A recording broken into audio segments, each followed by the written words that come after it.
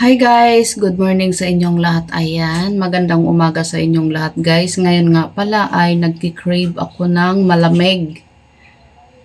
So, naisip kong gumawa ako ng aking sariling version. Sariling version. So, dito ay wala akong malaki kasing malaking bowl.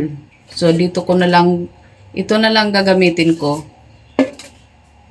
Meron tayo ditong yellow. So, ibubuhos ko na lang siguro tong yellow.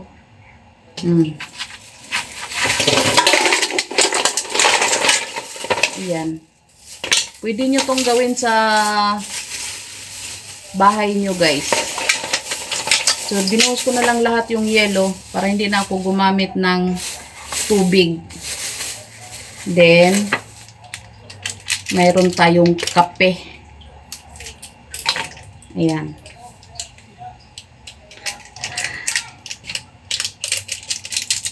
Mayroon tayong gatas. Iba na gatas to guys na Alaska. So, Gia, hindi ka bumili asukal, Gia? Ating ibuhos dito ang asukal. Asukal tuloy. Iba. So, lahat nga pala ito ay nagkakahalaga ng kulang-kulang 100. Dahil may natanaw ako, paglabas ko, may natanaw ako doon sa labas, may nagtinda ng halo-halo. Buhos natin tong Milo. May natanaw ako doon, nagtinda ng halo-halo. Tapos, nakita ko, parang gustong-gusto ko ng malamig. Kung bibili kami ng halo-halo, magkano yung isang halo-halo ay 35 yata isa. Mga ganun. So, bali 4 na Milo itong ilalagay ko. So, 3 kami dito. Ngayon, kung bibili ako ng halo-halo, so magkano yun?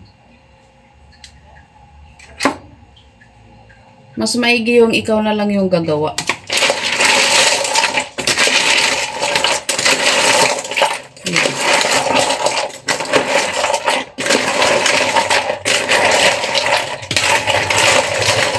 So, hindi yan matamis pag hindi natin lagyan ng asukal. Lagyan natin ng asukal. Ayan.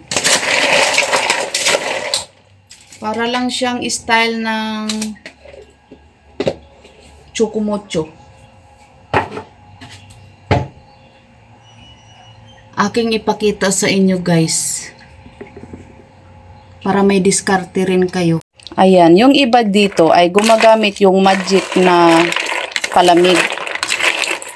Ayaw ko naman nun guys dahil masakit sa lalamunan. Sobrang tamis kasi nun.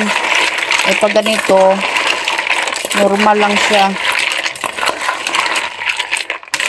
So, ganun lang. Hayaan lang natin matunaw ang yelo. Puro yelo yan tapos gatas. Wala akong dinagdag ditong tubig. So, diba? Para lang siyang chocolate, oh. Wala pa 100 ang nagastos namin dito. Kasi kung bibili kami ng halo-halo, wala. Isang stick lang pala ang nilagay namin ditong kape. Nilagyan ko ng kape para may kunting lasang kape. Ayan. Para sa sobrang init ngayon, makaisip ka talaga kung ano-ano yung gagawin mo para maka-survive ka sa kainitan ng panahon. So, ating titikman kung ano yung lasa. Pero hindi pa talaga to as in natunaw na lahat.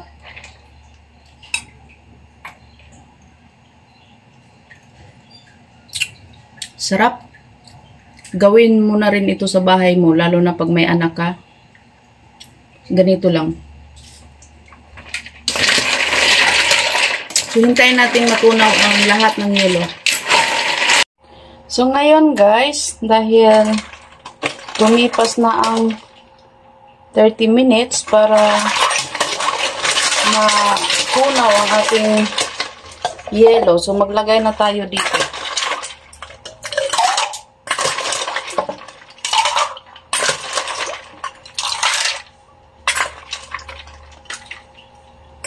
Ayan.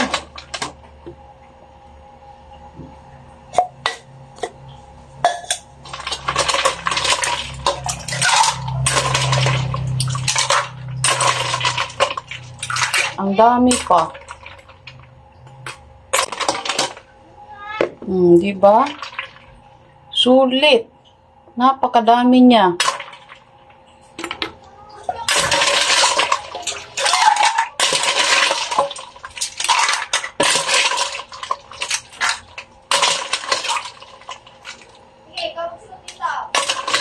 So, yan guys, kung gusto nyong makatipid sa palamig, lalo na sa maraming bata, so ganito lang ang technique, gumawa ng sarili mong timpla. So, yan lang guys, maraming salamat sa inyong suporta at panonood, at shout out sa aking lahat ng subscriber at sa mga sumuporta at sa mga nag-comment at mag-iwan kayo ng bakas para mabisita ko kayo sa mga bahay-bahay nyo guys. Yan lang guys, bye!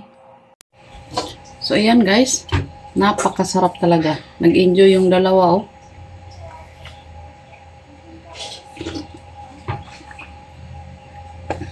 Para hindi ka na bumili, gumawa ka na lang ng sarili mo.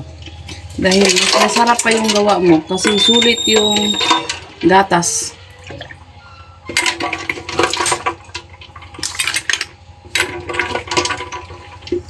Marami pa. Pangalawang baso ko na to.